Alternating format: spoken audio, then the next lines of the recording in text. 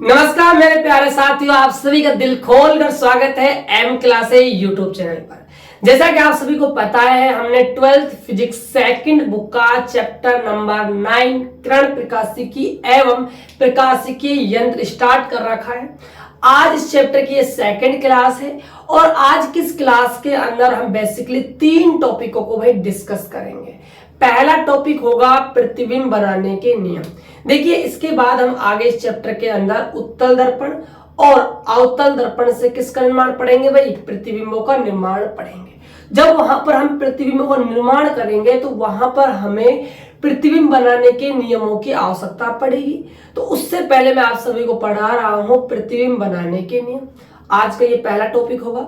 दूसरे टॉपिक के अंदर हम पढ़ेंगे प्रतिबिंबों के प्रकार के बारे में कि जो प्रतिबिंब बनते हैं वो कितने प्रकार के होते हैं।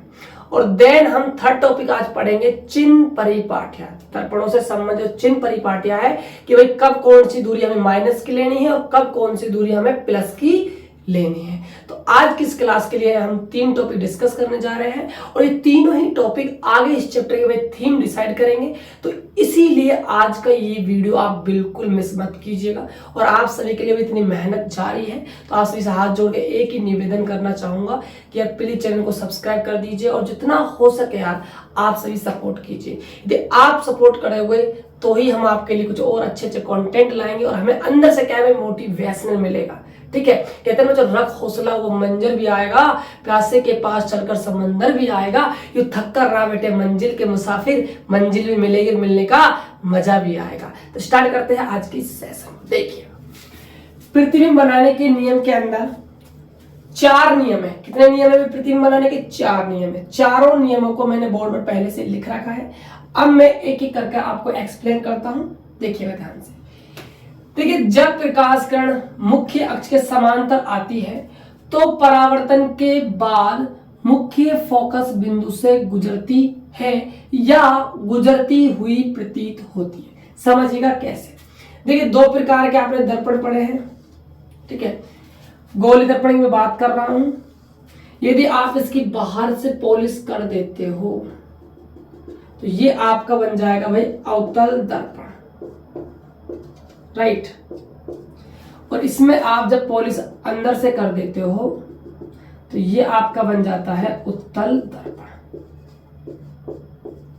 अब देखिएगा ध्यान से, ये आपका भाई द्वारक है। ठीक है, हमने कुछ परिभाषाएं पढ़ी थी दर्पण से संबंधित फर्स्ट क्लास के अंदर। और ये द्वारक का जो मिड पॉइंट है, मध्य बिंदु, ये कहलाता है भाई ध्रुव। ठीक है, और ये जो आपका दर्पण है, जिस गोले का ये भाग है, उस गोले का जो केंद्र होता है, उस गोले का जो केंद्र होता है वो हमारा कहलाता है वक्रता केंद्र। वक्रता केंद्र और ध्रुव को मिलाने वाली जो लाइन है वो हमारी क्या कहलाती है भाई? मुख्य अक्ष कहलाती है। इधर बात करें तो ये आपका हो जाएगा भाई ध्रुव, यहां आपका हो जाएगा वक्रता केंद्र सी। इन दोनों को जो लाइन मिलाएगी वो हमारी क्या है? मुख्य अक्ष बन जाएगी। छोटा ले लेते हैं थोड़ा सा क्योंकि वहां पर भी हमें डायग्राम बनाना है। ठीक है, चलिए, ये हमारी है मुख्य अक्ष। अब समझिएगा ध्यान से। देखिए, प्रकाश किरण क्या है? मुख्य अक्ष के समांतर आ रही है। तो ये आपकी प्रकाश किरण क्या है? मुख्य अक्ष के भाई समांतर आ रही है। देखिए, आप सभी को पता होगा यहां पर हमारा क्या होता है? फोकस बिंदु होता है। यहां पर हमारा क्या होता है? फोकस बिंदु होता है। देखिए, जब भी कोई प्रकाश किरण मुख्य अक्ष के समांतर आएगी तो हमेशा आप याद रखना वो फोकस बिंदु से गुजर जाएगी। किससे गुजर जाएगी भाई?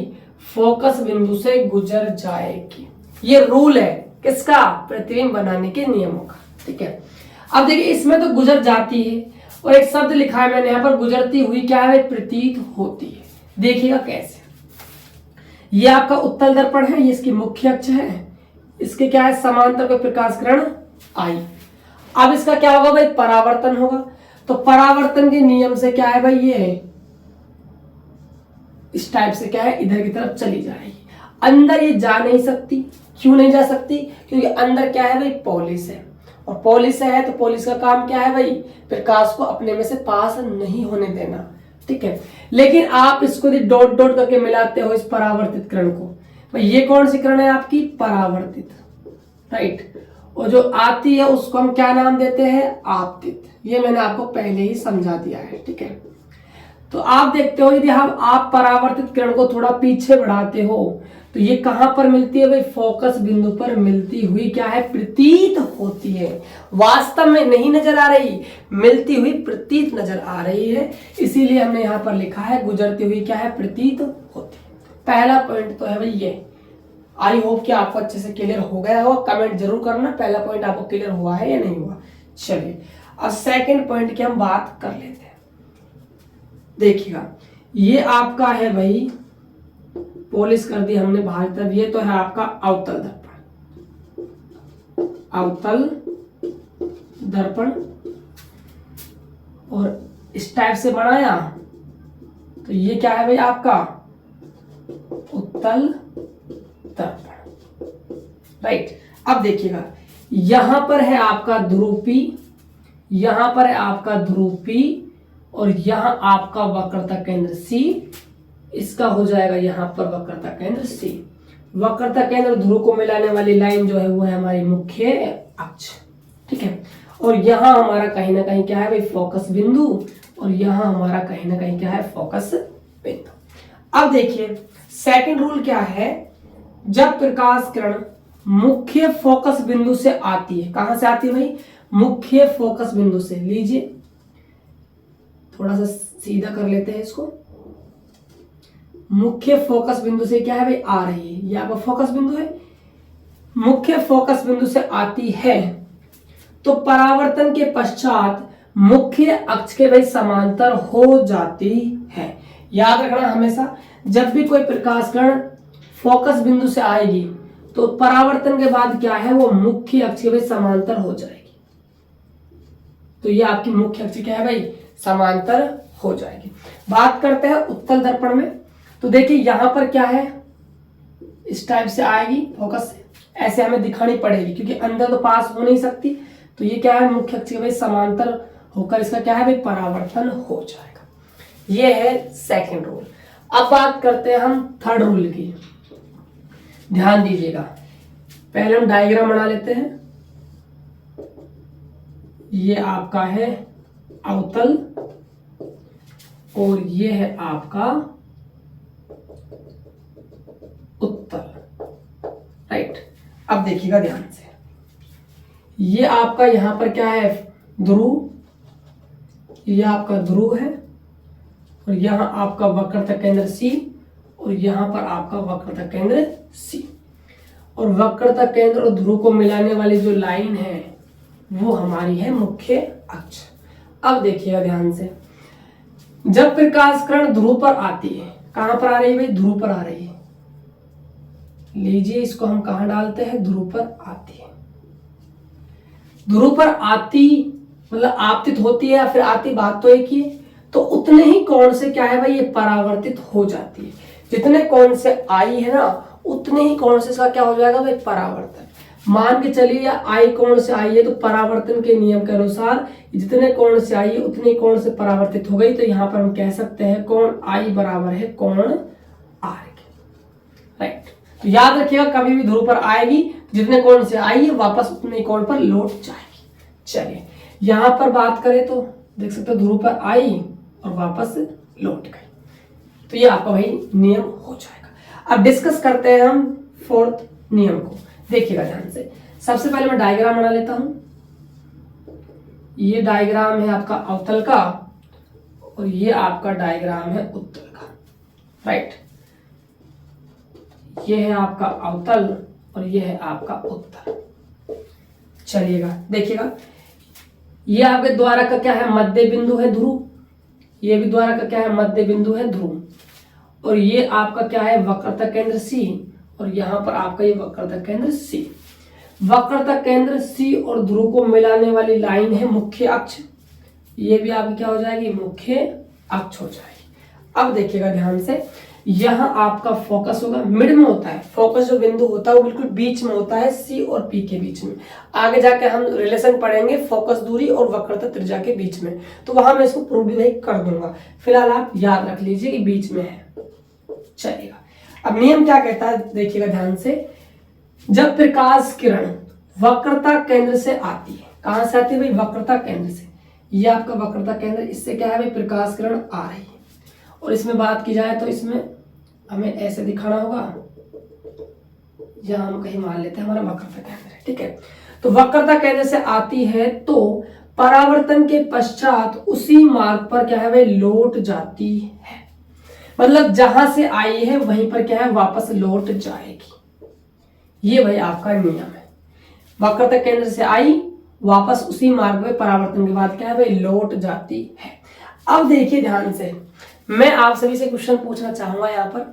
हालांकि हो सकता है आपने कभी पढ़ा ही ना हो, ऐसा भी भाई हो सकता है। मेरा क्वेश्चन आपसे ये है कि जब प्रकाश किरण वक्रता केंद्र से आती है तो परावर्तन के बाद वक्रता केंद्र से ही क्यों गुजर जाती है?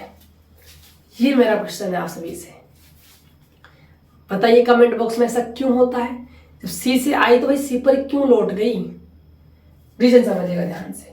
देखो यहां पर परावर्तन के नियम का हुआ है पालन, और वो तो हर कंडीशन में हुआ है भाई, है ना। परावर्तन नियम का क्या हुआ है? पालन हुआ है। कैसे हुआ है समझिएगा ध्यान से। देखिए जो गोला होता है, यहां पर मैं थोड़ा सा समझा रहा हूं आपको।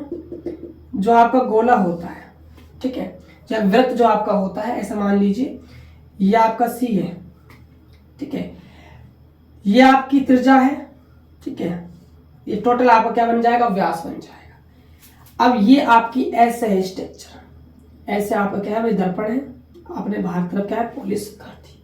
देखिएगा जब भी हम परावर्तन का नियम लगाते हैं, मान चलिए आपकी परावर्तक सतह है, जितने कोण पर आती है उतने कोण पर वापस लौट जाती है। यहां हम अभिलंब का प्रयोग करते हैं, राइट। अब देखिएगा ध्यान से, अब ये सी पर आई, किस पर आई? सी पर आई, और सी पर ही वापस लौट गई। इसका रीजन क्या है? देखिए जो हमारा सर्किल होता है उसमें जो हम लंब डालते हैं वो कहां से गुजरता है भाई? केंद्र से गुजरता है। कहां से गुजरता है? लंब।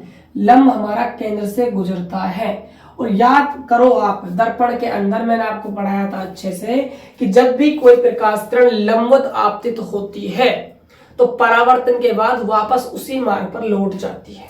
तो यहां पर जो लाइन है आपकी, ये लंब का कार्य कर रही है। अब ये लंब का कार्य कर रही है तो ये लंबवत प्रकाश किरण आई तो वापस उसी मार्ग पर वही लौट जाती है। ये मैंने आपको पहले ही पढ़ा दिया था, थोड़ा सा था वैसा एक्सप्लेन कर दिया। आप याद रखिएगा, यहाँ सी से आएगी तो सी पर वापस लौट जाएगी। तो ये तो थे अब प्रतिबिंब बनाने के नियम। अब हम डिस्कस करने वाले हैं प्रतिबिंबों के प्रकार। प्रतिबिंब कितने प्रकार के बनाए जाएंगे, ये अब हम पढ़ने वाले हैं प्रतिबिंबों के प्रकार।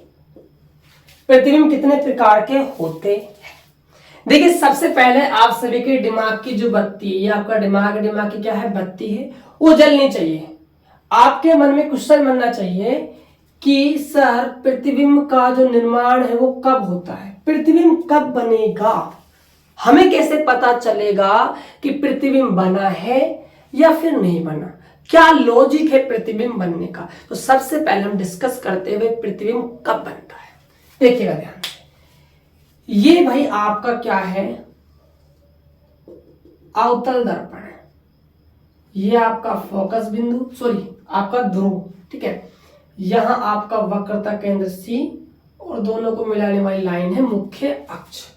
यहां पर आपका है फोकस बिंदु एफ। अब देखिएगा ध्यान से, मान के चलिए कोई ऑब्जेक्ट यहां रखा हुआ है। ऑब्जेक्ट का मतलब है बिंब, बिंब का मतलब है वस्तु। क्या है? वस्तु। ये क्या है? प्रकाश स्रोत है, एक वस्तु है जिसका हमें क्या बनाना है? प्रतिबिंब बनाना है। वस्तु को भाई हम बोलेंगे बिंब, याद रखिएगा। अब मैं वस्तु को बिंब के नाम से बोलूंगा। बिंब जैसे मैं बोल तो समझ जाना कि सर वस्तु की बात कर रहे हैं जिसका हमें प्रतिबिंब बनाना है, पहली बात। अब देखिएगा ध्यान से, और प्रतिबिंब बनाने के नियम अभी आपने पढ़े थे। देखिएगा, मैं एक प्रकाश किरण क्या है भाई इसके समांतर गुजार रहा हूं। ये हमने क्या है भाई समांतर गुजार दी। और हमने पढ़ा है प्रतिबिंब निर्माण के नियमों में कि जब भी कोई प्रकाश किरण मुख्य अक्ष के समांतर आती है तो परावर्तन के बाद फोकस बिंदु से गुजर जाती है। लीजिए फोकस बिंदु से गुजर गई, पहली बात। अब देखिए, एक नियम तो हमने ये लगा दिया प्रतिबिंब बनाने का। अब और नियम और लगा सकते हो। आपके पास 3 नियम और बच जाते हैं। वक्रता केंद्र से गुजार दो, फोकस बिंदु से गुजार दो, या फिर आप कहां से गुजार दो? ध्रुव से गुजार दो। कॉन्सेप्ट समझाने के लिए मैं इसको गुजार रहा हूं फोकस बिंदु से। देखिएगा ध्यान से,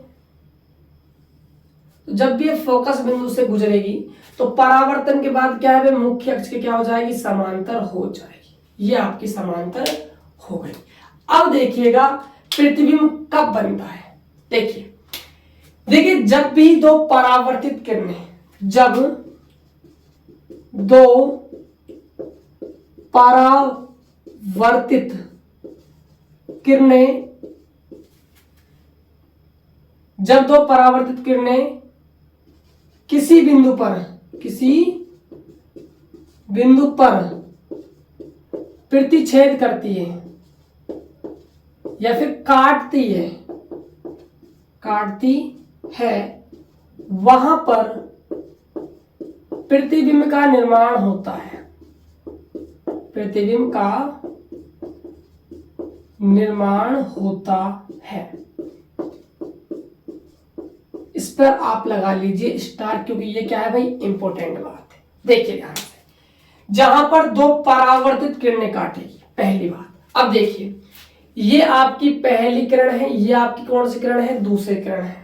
देखिए काटने को तो पहली किरण यहां से यहां तक आ गई, दूसरी किरण ये वाली है। काटने को तो ये कहां पर काट रही है, दोनों फोकस बिंदु पर भी काट रही है, लेकिन यहां पर प्रतिबिंब नहीं बनेगा। क्यों नहीं बना, सुन लो ध्यान से। देखो ये पहले आपकी प्रकाश किरण थी, यहां टकराई, इसका क्या हुआ, परावर्तन हुआ। तो ये तो एक हिसाब से कौन सी किरण हो गई भाई, परावर्तित किरण हो गई। चलिए ये तो आपकी परावर्तित किरण है, लेकिन आप यहां ध्यान से देखो, जो दूसरी आपकी प्रकाश किरण है जो गई यहां से, यहां ये टच हुई, इसने यहां इसको प्रतिच्छेद किया। ये तो कौन सी है भाई, आपतित है। कौन सी है, आपतित है। लेकिन हमने क्या सीखा है कि जब दो परावर्तित किरणें काटेगी तो ही क्या बनेगा भाई, प्रतिबिंब बनेगा। तो यहां हम साफ साफ कह सकते हैं कि फोकस पर एक तो परावर्तित किरण है और एक कौन सी है, आपतित किरण है। इसका मतलब यहां पर प्रतिबिंब नहीं बनेगा। अब आप यहां थोड़ा ध्यान दीजिएगा, ये दोनों प्रकाश किरणें यहां पर भी काट रही है, राइट। अब यहां काट रही है, अब देखो ध्यान से, देखिए ये आपकी पहली वाली प्रकाश किरण है, ये कौन सी है, आपकी परावर्तित है।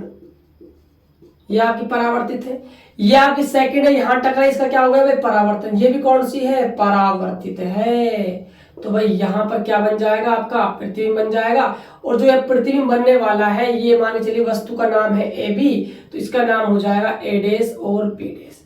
यहां जो प्रतिबिंब बना है वो कैसा बना है भाई, ये मुख्य अक्ष है, इसके ऊपर बनता तो वो बनता सीधा। यहां कैसे बना है, ये उल्टा बना है। कैसे बना है, उल्टा बना है। पहली बात सुन लीजिएगा ध्यान से। और यहां जो प्रकाश किरणें हैं वो वास्तव में मिलती है। कैसे मिलती है, वास्तव में मिलती है, इसीलिए यहां पर कैसा प्रतिबिंब बनता है भाई, वास्तविक बनता है। सेकंड बात। देन थर्ड बात क्या है कि जो अवतल दर्पण से जितने भी प्रतिबिंब बनते हैं ना, उनको हम पर्दे पर प्राप्त कर सकते हैं।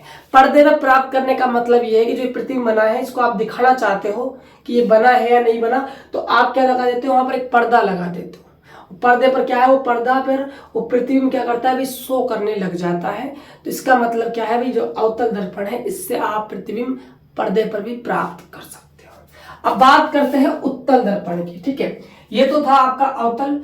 उत्तल दर्पण को मैं आपको समझा रहा हूं, ठीक है। थोड़ा सा जगह का थोड़ा सा इशू है, चलिए यहां पर मैं समझा देता हूं, है ना। यहां पर समझ लेते हैं। चलिए इसको रब कर दूं, इसको नोट डाउन कर लेना। चलिए आप वहां तो नहीं करेंगे, इसको नोट डाउन कर लीजिएगा, ठीक है। चलिए अब मैं आपको कंसेप्ट बता देता हूं किसका भाई, उत्तल दर्पण का भी, ठीक है। देखिएगा ध्यान से, ये आपका है पॉलिश, यहां आपने कर दी, तो ये आपका क्या बन गया, ये आपका वक्रता केंद्र, ये आपका फोकस बिंदु, ये आपका ध्रुव, ये आपका है उत्तल दर्पण। देखिएगा ध्यान से। अब देखिए यहां पर हमें क्या बनाना है, प्रतिबिंब बनाना है, ठीक है। तो दो प्रकाश किरणों की आवश्यकता पड़ेगी, पहली बात तो एक तो प्रकाश किरण मैंने कैसे ले ली भाई, समांतर ले ली मुख्य अक्ष की। और जो प्रकाश किरण हम समांतर लेते हैं वो क्या है भाई, परावर्तन के बाद इस टाइप से निकल जाएगी। इसको जब हम पीछे की तरफ बढ़ाते हैं तो ये कहाँ मिलती है, फोकस पर ये मिलती है, राइट। चलिए, एक प्रकाश किरण हमें और गुजारनी होगी, तो एक प्रकाश किरण में गुजार रहा हूं कहां से भाई, ध्रुव से। तो मैंने एक को कहां से गुजार दिया, ध्रुव से गुजार दिया। तो जितने कोण पर आएगी उतने ही कोण पर भाई चली जाएगी, परावर्तन के नियम का पालन करते हुए, ठीक है। यदि आप इसको पीछे की तरफ बढ़ाते हो तो ये दोनों यहां पर आपको मिलती हुई भाई नजर आएगी। तो यहां पर इसका क्या है, यहां पर कोई वस्तु रखी हुई है, ए बी मान के चलिए, तो उसका जो प्रतिबिंब बना है यहाँ पर बी डेस ए डेस, वो क्या बना है, सीधा बना है। कैसा बना है, सीधा बना है। पहली बात तो यहां पर जो प्रकाश किरणें है वो आपको भाई मिलती हुई प्रतीत होती है। तो यहां पर क्या है भाई, मिलती हुई प्रतीत होती है, वास्तव में नहीं मिलती, मिलती हुई प्रतीत होती है। और यहां पर जो प्रतिबिंब बना है वो ये दर्पण के क्या है, जस्ट सामने बना है। कहां बना है, सामने बना है। और ये जो प्रतिबिंब आपके होते हैं, जो आपके, एक सेकंड सॉरी बच्चों, ये दर्पण रहा हमारा, आगे नहीं बना है, सॉरी आगे नहीं बना है, पीछे बनेगा। कहां बनेगा, पीछे, ठीक है। आगे मत कर देना, क्योंकि आगे कब बनता, जब यहां बनता। अब ये क्या बना है, दर्पण के पीछे बना है, ठीक है, पहली बात। और इसमें क्या होता है भाई, दर्पण के आगे बनता है, देख सकते हो आप, आगे बन रहा है, ठीक है।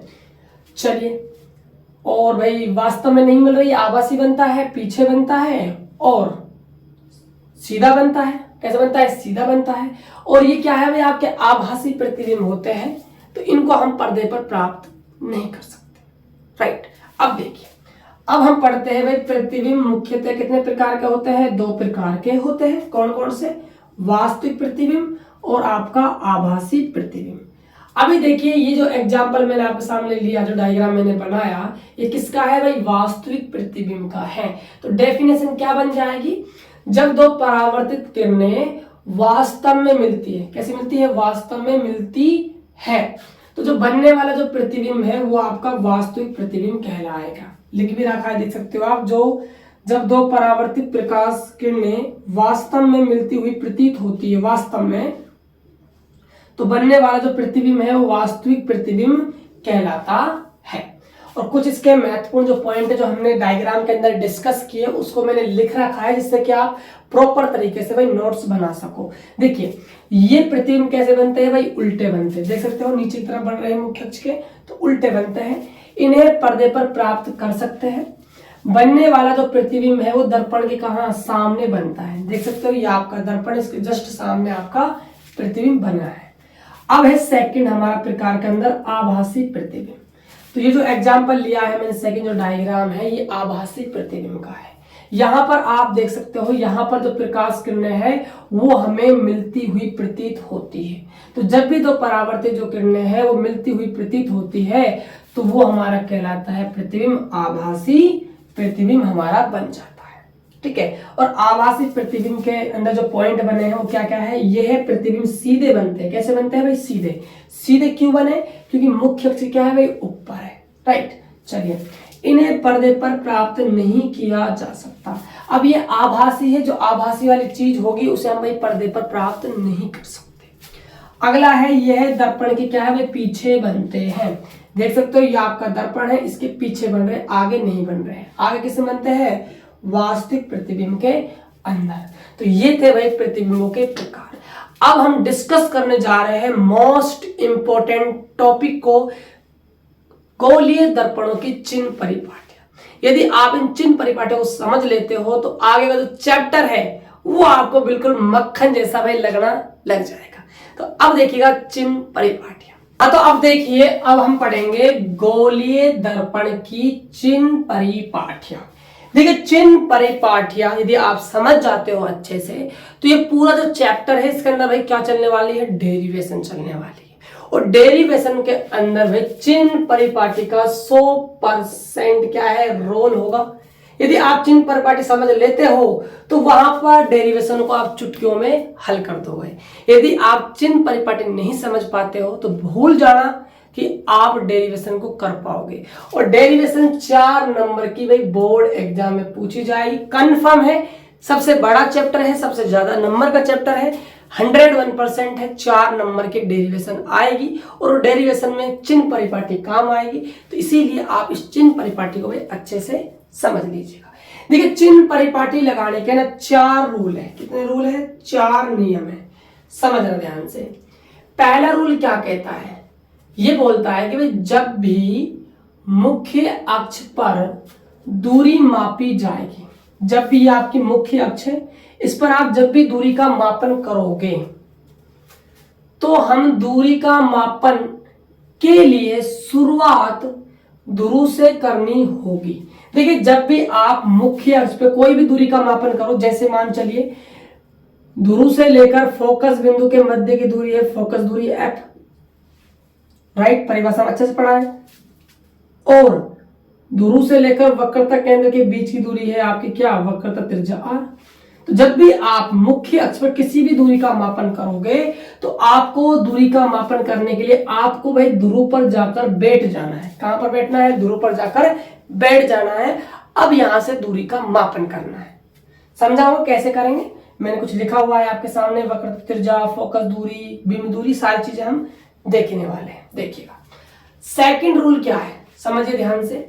दूरी का मापन करते समय ध्यान रहे, दूरी का मापन करते समय ध्यान रखना है आपको, यदि हम आपतित प्रकाश की दिशा में चल रहे हैं, आपतित प्रकाश की दिशा में, आने वाले प्रकाश की दिशा में चल रहे हैं, तो दूरी कैसी लेंगे भाई? धनात्मक लेंगे, धनात्मक ली जाएगी। देखिए मैं बात करूं अवतल दर्पण की, तो ये इसके अंदर भाई प्रकाश कहां से आएगा? तो आप कहोगे सर प्रकाश की दिशा ये होने वाली है, इधर से तो आ नहीं सकता, क्यों?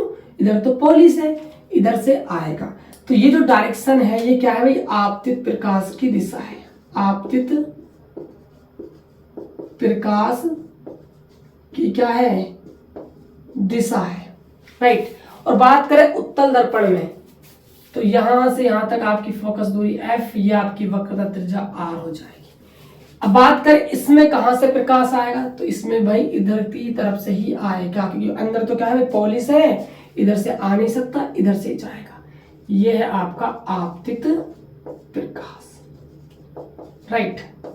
यदि जब आप दूरी का मापन करोगे, यदि आप भी प्रकाश की दिशा में चल रहे हो, आपतित प्रकाश की दिशा में चल रहे हो, तो दूरी लेनी है धनात्मक। यह है आपका भाई सेकंड रूल। अब बात करते हैं हम थर्ड रूल की। यदि हम प्रकाश की विपरीत दिशा में चल रहे हैं, अपोजिट साइड में चल रहे हैं, तो दूरी कैसी लेंगे भाई? ऋणात्मक लेंगे। तीसरा नियम। फोर्थ नियम क्या कहता है कि मुख्य अक्ष के ऊपर मापी गई दूरियां, मुख्य अक्ष के ऊपर मापी गई जो दूरियां हैं वो ली जाएगी भाई धनात्मक। जो भी दूरी कहां आएगी? मुख्य अक्ष के ऊपर आएगी। समझ जाओगे? अभी मैं कॉन्सेप्ट लगाऊंगा, इजी समझ में आ जाएगा, टेंशन मत लीजिए।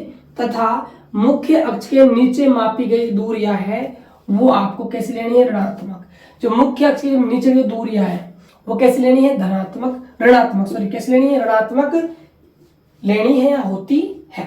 अब देखिए मैंने आपके सामने अवतल दर्पण और उत्तल दर्पण अच्छे से बना दिया है, ठीक है। अब मैं सबसे पहले बात करता हूं भाई वक्रता त्रिज्या की। भाई वक्रता त्रिज्या प्लस की लेंगे या माइनस की लेंगे? देखिएगा ध्यान से। वक्रता त्रिज्या क्या होती है भाई? ध्रुव से लेकर वक्रता केंद्र के मध्य की दूरी होती है। अब देखिए जब आप वक्रता त्रिज्या का मापन करोगे तो आप वक्रता त्रिज्या कहां पर मापोगे? मुख्य अक्ष पर मापोगे। और जब भी हम किसी भी दूरी का मापन मुख्य अक्ष पर करते हैं तो हमें शुरुआत कहां से करनी होती है भाई? ध्रुव से करनी होती है। तो आप यहां पर जाकर भाई बैठ जाओगे ध्रुव पर, ये आप हो, ठीक है, आप हो ये, ठीक है। बताना कमेंट बॉक्स में कौन ऐसा लगता है, ठीक है। आप देखिएगा ध्यान से, आप यहां पर बैठ जाते हो तो आप दूरी का मापन करते करते करते करते आपने क्या है भाई? सी पर आप आ गए। तो मैं आपसे पूछूंगा कि भाई आपके चलने की दिशा कौन सी है? तो आप कहोगे सर जी हम तो इस तरफ चल रहे हैं, ठीक है। अब देखिएगा ध्यान से, सेकंड पॉइंट क्या है? दूरी का मापन करते समय ध्यान क्या रखना है? यदि हम आपतित प्रकाश की दिशा में चल रहे हैं, आपतित प्रकाश की दिशा में चल रहे हैं तो दूरी लेनी है धनात्मक, और यदि हम विपरीत दिशा में चल रहे हैं तो दूरी लेनी है ऋणात्मक। अब आप थोड़ा सा गौर फरमाइएगा, आपतित प्रकाश की डायरेक्शन ये है और आपके चलने की डायरेक्शन ये है, मतलब अपोजिट हो गई। और अपोजिट हो गई तो भाई वक्रता त्रिज्या को हम प्रेजेंट करते हैं कैपिटल आर से, ये ली जाएगी माइनस की, क्योंकि आप क्या चल दिए भाई, विपरीत दिशा में चल दिए हो। अगला देखिएगा, अब बात करते हैं फोकस दूरी की। फोकस दूरी क्या है, ध्रुव से लेकर फोकस बिंदु के बीच की दूरी। आपके चलने की दिशा ये है और प्रकाश की दिशा ये है, तो फोकस दूरी होती है स्मॉल f, ये भी आएगी भाई माइनस की, राइट। अब देखिएगा ध्यान से, अब बात करते हैं हम बिंब की दूरी की। बिंब की दूरी का मतलब है कि बिंब जिसका आप प्रतिबिंब बनाना चाहते हो उसको आप कहाँ रखोगे। तो सीधी सी बात है, वो दर्पण के आगे रखा जाएगा। दर्पण के हम पीछे तो रख नहीं सकते क्योंकि वहां तो पॉलिश है, तो कहीं ना कहीं जो हमारा प्रतिबिंब होगा वो दर्पण के आगे रखा जाएगा। ये मान लो हमारा प्रतिबिंब है ए भी, ठीक है। अब देखिए ध्रुव से लेकर बिंब तक की दूरी, ध्रुव से लेकर बिंब तक की दूरी कहलाती है हमारी बिंब दूरी। क्या कहलाती है, बिंब दूरी कहलाती है। और इसको हम व्यक्त करते हैं स्मॉल यू से। इस बात को आप अच्छे से भाई समझ लीजिएगा, ध्रुव से लेकर बिंब तक की दूरी क्या कहलाती है, बिंब दूरी कहलाती है। इसको हम यू से व्यक्त करते हैं। तो आप इधर चल रहे हो, प्रकाश आपका इधर जा रहा है, तो मतलब अपोजिट हो गया, तो बिंब दूरी ली जाएगी यू माइनस की। अवतल दर्पण के अंदर की बात हमारी चल रही है। चलिए अब हम बात करते हैं प्रतिबिंब की दूरी की। ये चीज इंपॉर्टेंट है, यहां पर आप स्टार लगा लीजिएगा प्रतिबिंब की दूरी पर। देखिए ध्यान से, देखिए इस हेडिंग के बाद हम क्या है, गोलीय दर्पणों से प्रतिबिंबों का निर्माण करेंगे। वहां पर मैं आपको अवतल दर्पण से प्रतिबिंब का निर्माण करना सिखाऊंगा और उत्तल दर्पण से भी प्रतिबिंब का निर्माण करना सिखाऊंगा। जब हम अवतल दर्पण से प्रतिबिंब का निर्माण करेंगे तो वहां पर हम पढ़ेंगे भाई 6 कंडीशन। कितनी कंडीशन पढ़ेंगे, 6 कंडीशन पढ़ेंगे। और जब हम उत्तल दर्पण से प्रतिबिंबों का निर्माण करेंगे तो वहां हम पढ़ेंगे 2 कंडीशन। अवतल में 6 कंडीशन पढ़ते हैं, जो एक कंडीशन इसके अंदर होती है। देखो 6 कंडीशन होती है, कितनी कंडीशन होती है, टोटल 6 कंडीशन होती है। 6 कंडीशनों में से 5 कंडीशन तो ऐसी होगी जिसमें जो बनने वाला जो प्रतिबिंब है हमारा वो कहां बनेगा भाई, मुख्य अक्ष के नीचे बनेगा। 5 कंडीशनों के अंदर लिख देता हूं मैं, 5 कंडीशनों के अंदर। जब मैं आपको सिखाऊंगा तब वहां आप देख लेना, फिलहाल आप याद रख लीजिए 5 कंडीशन के अंदर जो बनने वाला प्रतिबिंब है वो दर्पण के आगे बनेगा और मुख्य अक्ष क्या है भाई, नीचे बनेगा। और जो एक कंडीशन होगी, जब हम वस्तु को F और P के बीच में रखेंगे तो हमारा जो बनने वाला प्रतिबिंब है वो दर्पण के क्या है भाई, पीछे बनेगा। क्या बनेगा भाई, दर्पण के पीछे बनेगा और जो एक प्रकार का भाई आभासी बनेगा।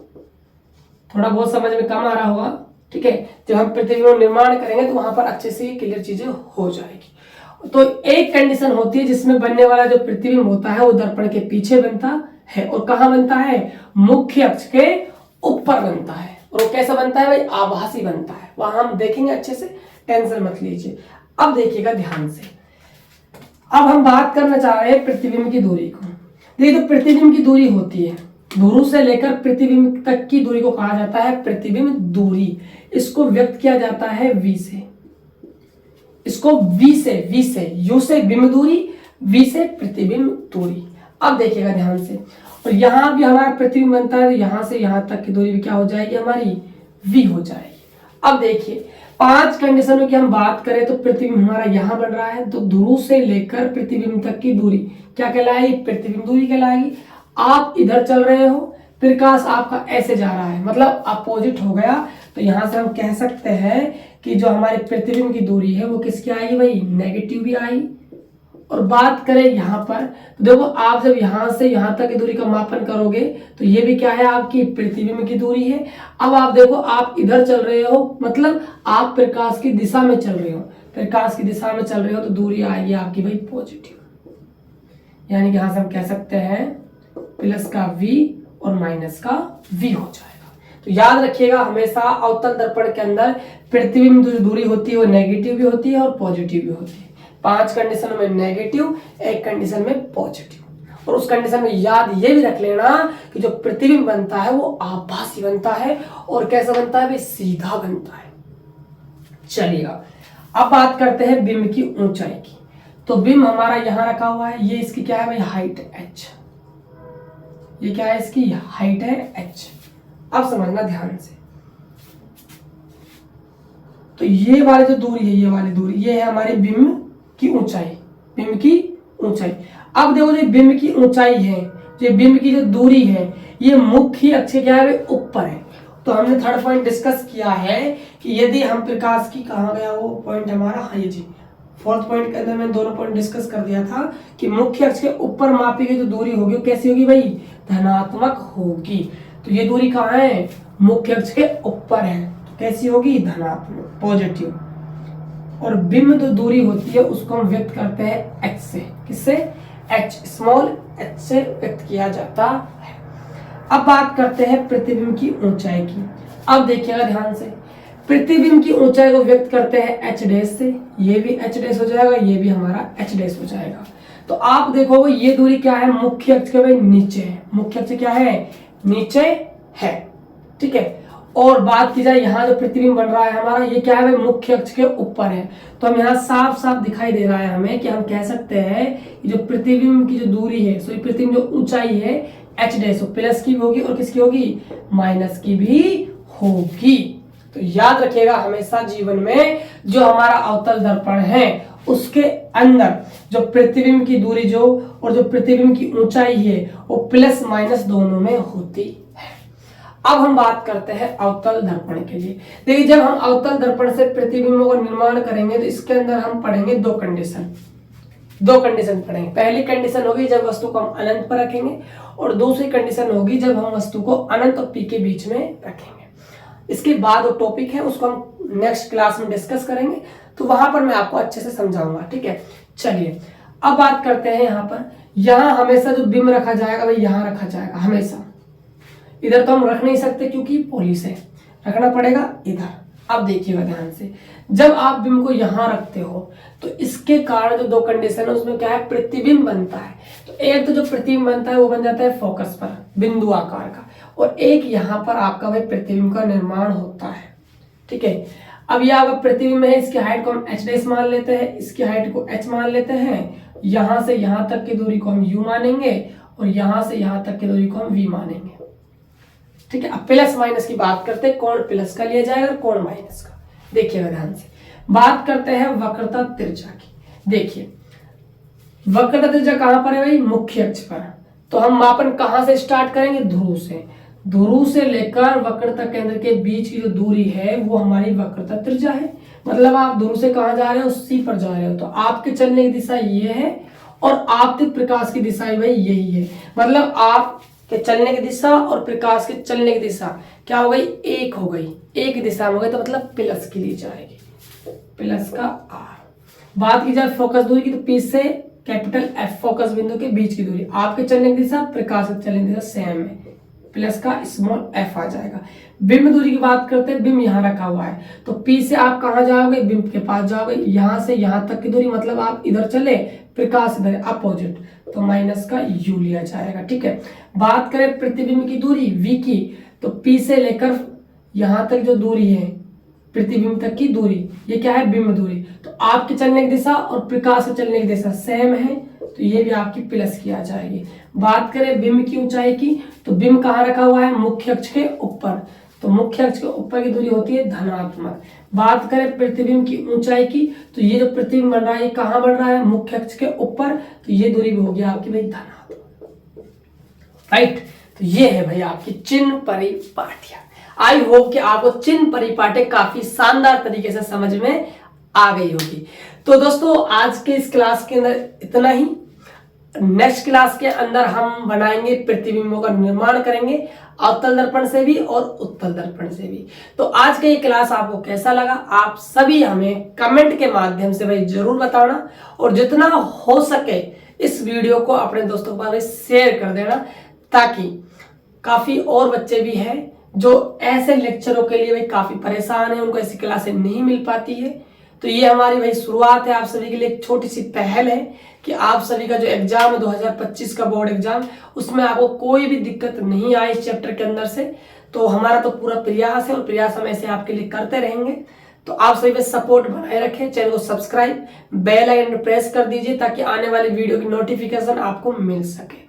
और साथ ही साथ डिस्क्रिप्शन बॉक्स के अंदर भाई व्हाट्सएप ग्रुप का लिंक दिया हुआ है, वो ग्रुप आप जाकर ज्वाइन कर लीजिए। उससे आपको ये फायदा मिलेगा कि जैसे ही हम कोई भी क्लास का टाइम चेंज करते हैं या क्लास कोई भी अपडेट होता है एग्जाम को लेकर, कोई नोटिस जारी होता है वगैरह, तो सारी चीजें आपको वहां पर ग्रुप के माध्यम से मिल जाएगी। तो नमस्कार, आप सभी का बहुत बहुत धन्यवाद।